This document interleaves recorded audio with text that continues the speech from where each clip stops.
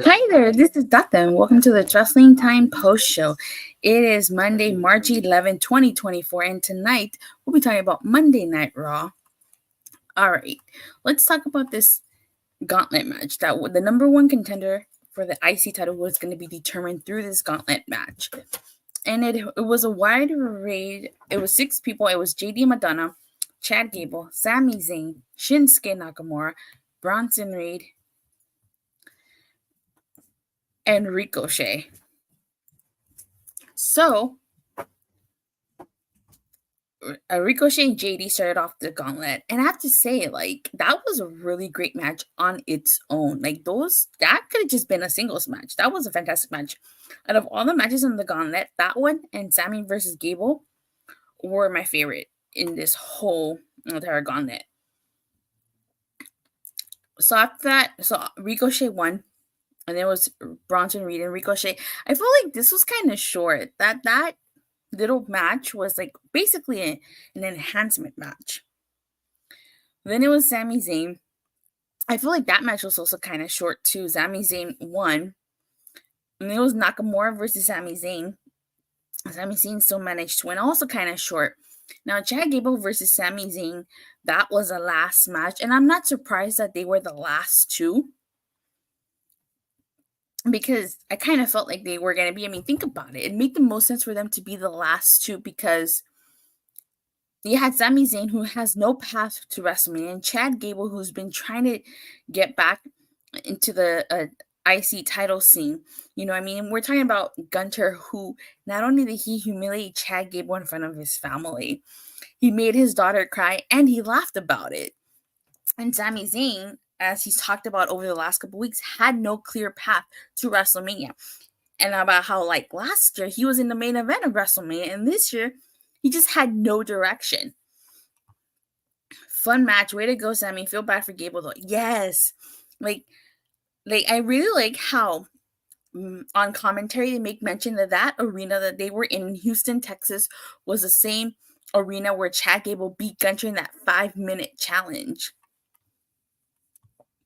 Despite Chad Gable's best effort, Sami Zayn was victorious, and they had this moment. You could see the heartbreak in Chad Gable's face because he wanted to go to WrestleMania. He wanted to be the one to beat Gunther, and I felt so bad for him. I honestly kind of thought Chad Gable was going to win this, but he didn't. Sami Zayn won, and it kind of seemed like maybe Chad's Gable shoulders were not on the ground. So maybe we'll get a triple threat: Sami Zayn versus Gunther versus Chad Gable. But this is a really great match. And another reason why I felt so bad is because, they had Chad Gable air these vignettes. And, they were just doing such a great job at building Gable up to be possibly the person to defeat Gunther. And now they threw a curveball at us. And it's going to be Sami Zayn versus Gunther. Like I said, maybe we'll get a triple threat match out of this. And basically at the end, Gunther came out. And he kind of had a stare down with Sami Zayn. And that is how Monday Night Raw went off the air. So I thought the main event was actually a pretty decent main event. I didn't mind Sami winning, but Gable should have won it. Exactly. Gable should have won it. And some folks saying his shoulder was up a bit. Yeah, I saw that too. Some people were saying his shoulders were up. So maybe, like I said, triple threat match. I think it'll play into it. And it kind of makes more sense for Chad Gable, if it does become a triple threat, to be the one to try to get the triple threat, because for his story, it makes much more sense. Where Sami Zayn, it's like, okay, you lost. I guess maybe it would have made sense for both of them. We also got an announcement from Nick Aldis and Adam Pearce in regards to the tag titles. So they had said last week that they were working on something. I think it would do a triple threat. Yeah, I think so too. And I kind of thought to myself, oh, okay, like, are we finally going to split the tag titles? Or are we getting new belts? What's going on here? Now, you guys know I've been advocating for a while now for them to split the tag titles, for us to get new belts. And I kind of was slightly disappointed that we did not get that. Don't get me wrong, I'm excited for that 6-pack ladder match that they announced. But I really was thinking we're going to split the titles here. No. So a couple of scenarios can happen here. If they're gonna if they do split the titles, I know I saw some people say, with their 2 belts, have one team grab one belt, have another team grab one other belt, and then they split the titles that way. Maybe they split the titles at Backlash. Okay, even if you don't split the tag belts, we still need new belts. Why have we not got new tag belts? I sound like a broken record. Just simply talking about these tag belts. I don't even know how long I've been talking about these damn tag belts. Like, we need new tag belts. If you don't split up the titles, just give us tag belts. I've said it once, and I'll say it multiple times here. Roman Reigns got a new belt. Rhea Ripley got a new belt. Asuka, when she was champion, got a new belt. Hell, even Seth Rollins was given a belt. Why the hell have we not been given new tag titles? If you do separate them, SmackDown gets the WWE tag titles, Raw gets the World tag titles. There, end of story. But if we don't split them, not only do we need new belts, but we need more of the champions to go travel from Raw to SmackDown. Judgment Day spends all their time on Raw. They hardly go to SmackDown. Bring back the old title belts. Make me a fan of NXT. We'll wait and see. So I just want some variety in the tag team division. I think there's enough depth in the tag team division where you could split the tag belts. I know right now the Viking Raiders are out. Well, at least Eric is, but that's one tag team. You got Imperium. I'm surprised they didn't have Imperium hold all the gold. Kaiser and Vinci. I'm surprised they didn't win the titles. And Gunther as IC champion, they could have ran Raw. But see, that's why I advocate for the tag splits, because there's so many tag teams that could potentially be tag team champions. The Creed brothers are one of them. DIY is another. Give Awesome Truth a run with the belts too. I'm really surprised they didn't go with Judgment Day versus Awesome Truth. I think that would have been the obvious choice here. But that 6-pack ladder match, I'm very intrigued as to who's going to be in it. I think they said we're going to get 3 teams from Raw and 2 from SmackDown. So, Judgment Day can't be on SmackDown because all they have things going on. Oh, Dom and Mommy's date night, and they have a bowling league that night. Where are the Creeds? They need to be in Ted Punch. Exactly, they do. So we gotta wait and see who are the teams are gonna be in this match. Once you get a clearer picture, I can kind of I'll probably do predictions on A+ Hero Report, but more on that as we get towards WrestleMania.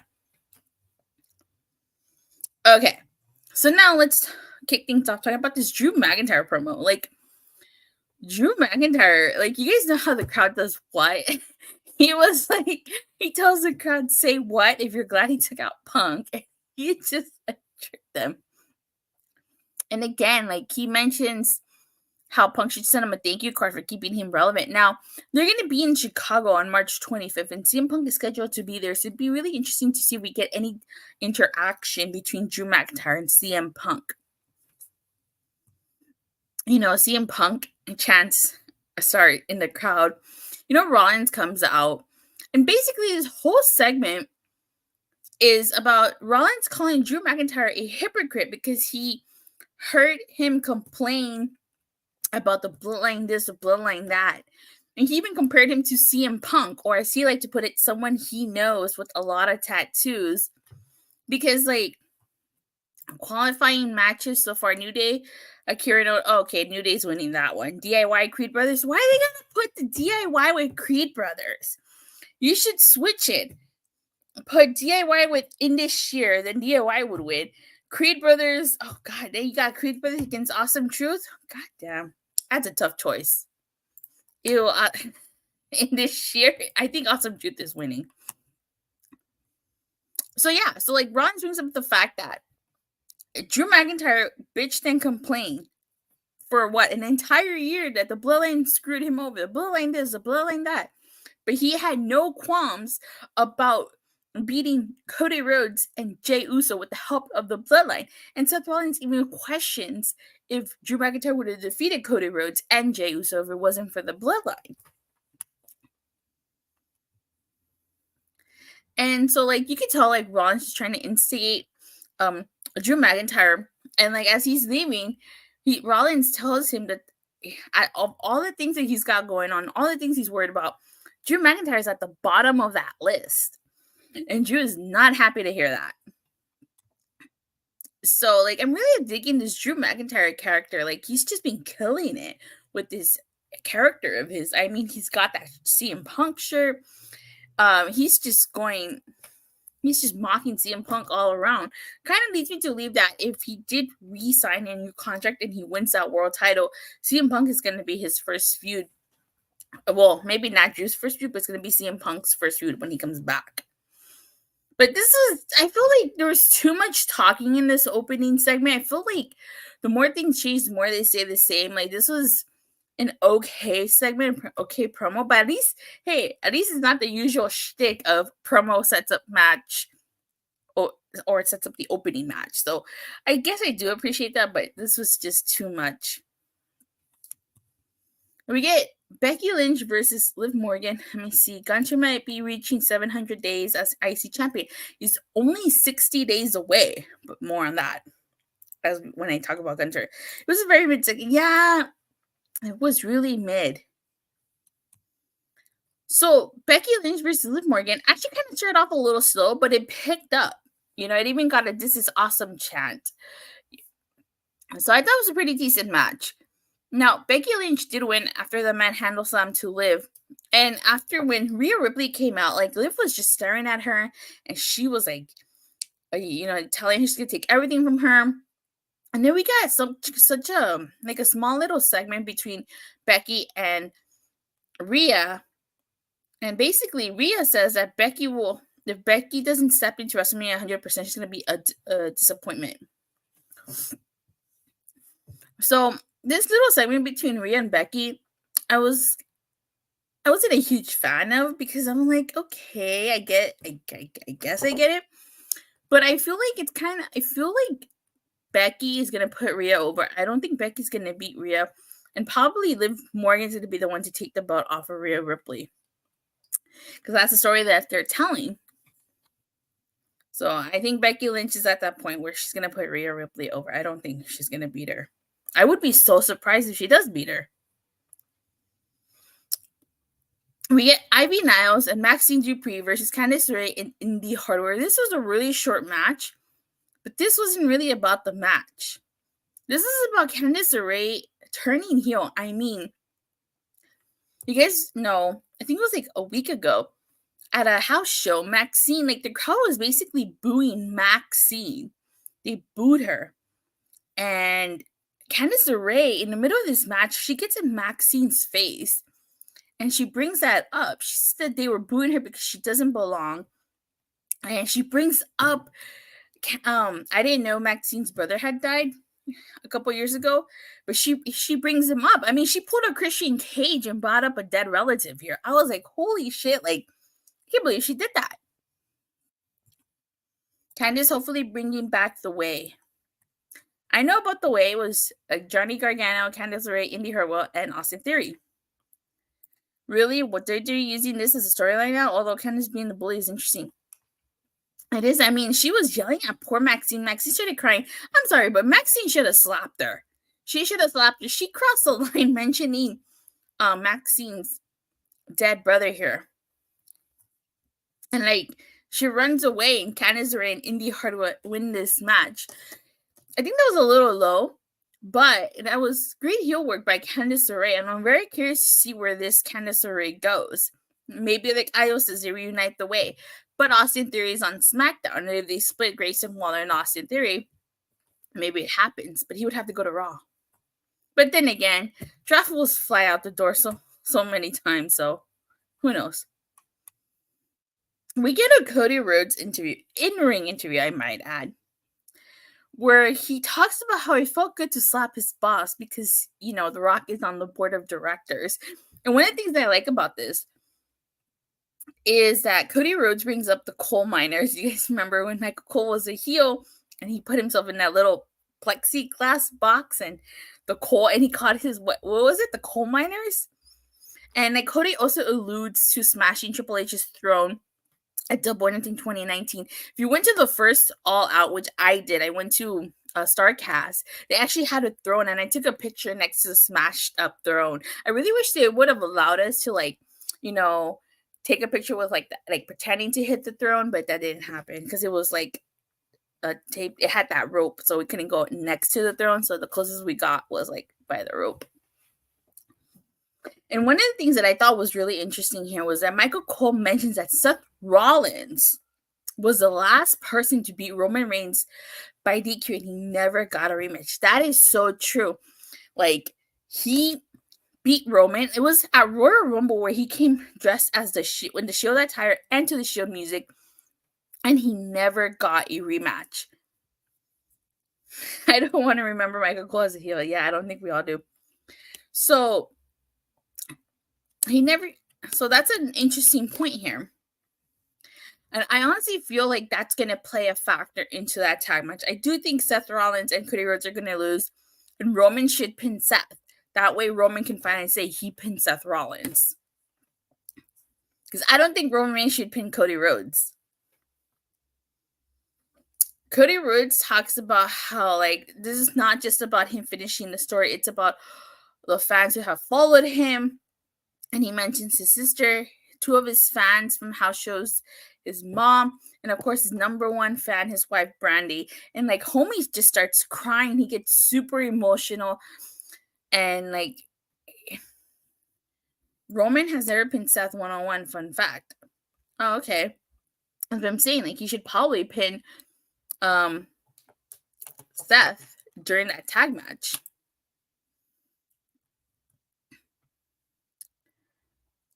So, Cody says that Michael Cole will get to say that Rhodes is undisputed champion. So, basically saying that since he's basically saying he's going to be Roman Reigns, which he should. But I still think they're losing that tag match. What do you guys think? Who's going to win that tag match? Cody and Seth Rollins or Roman and Rock? So backstage, Nia Jax attacks Becky Lynch and Liv Morgan. And Becky Lynch challenges Nia Jax to a last woman standing match. I really thought their feud was going to end. Hopefully this last woman standing is like the end of their feud. This is the 3rd match you're getting. This is a trilogy. Rock and Roman are winning. Yeah, I think so too. So we get the WWE Women's Tag Title match. It's the Kabuki Warriors versus Shayna Baszler and Zoey Starks. This was okay. But it's no surprise the Kabuki Warriors won here. I mean, Dakota Kai got involved in this match and basically helped them retain. We need Dustin Goldust there. Bloodline should win so Cody can overcome the odds. Oh, they're definitely going to do that. I could see them doing Avengers tires. Like, everybody got screwed by the Bloodline. I definitely do think Jey Uso is going to be out there. Maybe Sami Zayn, Kevin Owens. Be wild if they get John Cena. But after the stunt he pulled out the Oscars, who knows? Nobody was asking for 3 matches with Becky. Yeah, nobody was asking for that. Yeah, exactly. So it's no surprise the Kabuki Warriors retain here. They beat Shayna Baszler and Zoey Stark. Like, who's left? Seriously, who's left in this women's tag team division? And what are the Kabuki Warriors gonna do at WrestleMania? Are they even gonna be on the card? It's March 11th. WrestleMania is April 6th. I don't know how many days that. How many days is that? Like, it's less than 30 days to figure out what we're gonna do with the women's tag titles. But so far, it doesn't seem like they're gonna be defended at WrestleMania. Really? Yeah, I was surprised. So backstage, You know, there seems to be something like kind of an alliance maybe forming, or at least Dominic wants there to be an alliance forming between him and Andrade. 3 more weeks? Okay, well, we got 3 weeks and we still don't have a women's tag team title match at WrestleMania. And so, like, Andrade is with Judgment Day, and I guess he's looking for Dominic to talk business. But, you know, Judgment Day basically were like, he's not there, and to, like, come back. 3 more weeks until I'm my first WrestleMania. Awesome, have fun. So I'm very curious to see where that goes. That could potentially, I don't see Andrade joining Judgment Day, but maybe that's the start of Dominic leaving Judgment Day. So we get R-Truth versus Damian Priest, and the reason how this came about was during the announcement of the 6-pack ladder match. Judgment Day talked to Adam Pearce and Nick Aldis, and they wanted Awesome Truth, but you know, Awesome Truth wasn't there. Although Adam Pearce thought they weren't there, R-Truth showed up because he's supposed to be doing media with The Miz, and he's on Monday. It is Monday. And so that's how this match came to be. I really like how Truth paid homage to his childhood hero, John Cena. They did not mention what John Cena did at the Oscars. But he basically does the SCF, the Attitude to the Judgment, and the 5-knuckle shuffle. I think after Mania, we'll see the Judgment Day slowly coming to an end. I think so too. I think the breakup is going to definitely come after WrestleMania. Because honestly, what more is left for the Judgment Day to do? They all held gold at once. What is there left for Judgment Day to do? The only story you have left to tell with the Judgment Day is the breakup of the Judgment Day. Truth sound were the only good things about the shows tonight. You know, Damian Priest wins this. Like, even though DIY was out there, they got beat down. So there's no surprise here that Judgment Day won. We get Jey Uso, and officially Jey Uso challenges Jimmy to a match at WrestleMania. So basically going to be brother versus brother. No surprise there. So I guess we got to wait and see if Jimmy's going to accept. He probably is. But yeah, there you go. And the last thing I'm going to talk about is this Gunther promo, which took place before the main event. I'm still not watching NXT tomorrow. You can keep dreaming. Now, Gunther says that he beat Ricochet 640 days. I cannot believe it's been 640 days since he defeated Ricochet to become that IC champion. He says he's elevated that title to heights never seen before. That is true. He's the longest reigning IC champion of all time. And he wishes good luck to the person who wins the Gauntlet tonight, which now we know is Sami Zayn. Cody just showed Gable backstage after the match. Should be interesting what he does next. I do think it should be a triple threat match, honestly. So, overall, tonight's Raw was a bit meh. I was not a huge fan of this Raw. I did like Becky Lynch versus Liv Morgan. I liked the main event, and I liked let me see. I like the truth stuff, the R-Truth segment, and the Gauntlet. Like, my two favorite matches were Ricochet and Ricochet versus JD McDonagh, and Sami Zayn versus Chad Gable. I think those are the two out of the entire Gauntlet here. I just felt like this Raw was such a really weak Raw. On a scale from a 1 to a Sean Spears perfect 10, this Raw was like, it wasn't too terrible. I mean, it's not like Raw from like the past, but it's just compared to other Raws we've gotten, this was a little weak. It wasn't too bad. I'd give it a 6 out of 10. The Candice stuff should be interesting. We'll go further. Yeah, it definitely is. So, with that being said, you guys, thank you guys all so much for watching and for the continued support. Please don't forget to like and subscribe. Make sure you hit that bell so you get notified whenever I go live or release a new video. And I shall see all of you on Wednesday. Yeah, 6 out of 10. And I shall see you guys all on Wednesday after AEW Dynamite. Bye.